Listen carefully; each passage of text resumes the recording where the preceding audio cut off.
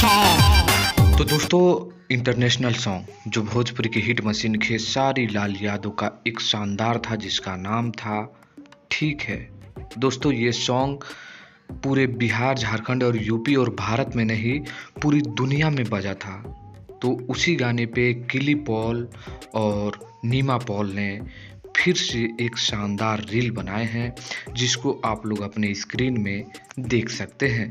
एक कमाल का वीडियो सोशल मीडिया पर आया है, काफ़ी लोग उसको लाइक कर रहे हैं, शेयर कर रहे हैं, क्योंकि ठीक है जो है ना, ये हमेशा चलने वाला गाना है और हमेशा दौड़ने वाला गाना है। और एक बार फिर से ये मुझे जहाँ तक लग रहा है कि ये ट्रेंड करने वाला है।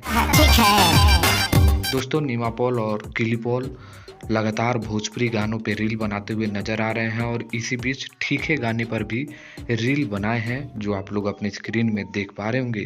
तो ये वीडियो शानदार था, मुझे लगा क्यों ना आप लोगों के बीच भी दिखाया जाए। तो ये वीडियो देखकर आप लोगों को कैसा लगा ज़रूर कमेंट करिएगा।